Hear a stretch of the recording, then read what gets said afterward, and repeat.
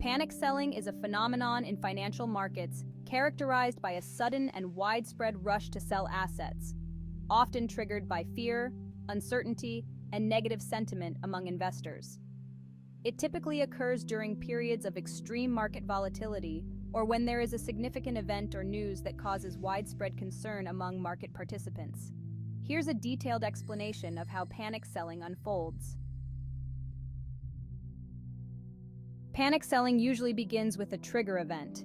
This could be anything from an unexpected economic report, geopolitical tensions, a corporate scandal, a natural disaster, or a global health crisis, like the COVID-19 pandemic. The trigger event shakes investors' confidence in the market or a specific asset, leading to heightened uncertainty and fear. Initially, some investors may react calmly to the news, assessing its potential impact on their investments.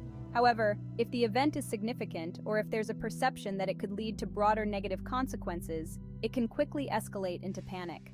As fear spreads among investors, herding behavior sets in.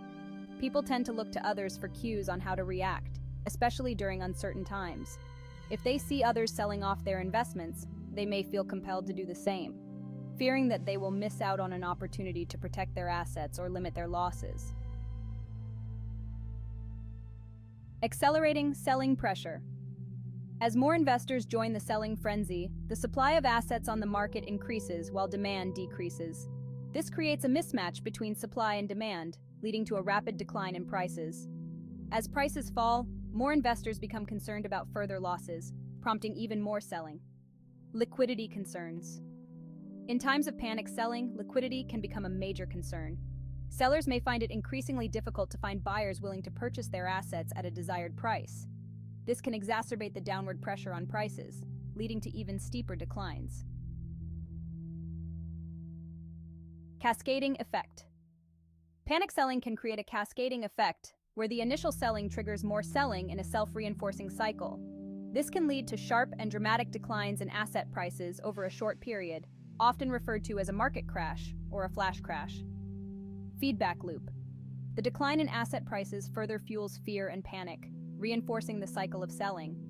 This feedback loop can continue until prices reach a level where investors perceive them to be undervalued or until external factors intervene to stabilize the market. Aftermath. Once the panic subsides, markets may experience a period of volatility as investors reassess their positions and market conditions stabilize. Some investors may have incurred significant losses, while others may have opportunistically bought assets at depressed prices. Panic selling can have significant implications for investors, financial institutions, and the broader economy. It can lead to widespread wealth destruction, erosion of confidence in financial markets, and in severe cases, systemic risks to the stability of the financial system. Central banks and regulators often closely monitor market conditions during periods of heightened volatility to mitigate the impact of panic selling and stabilize markets if necessary.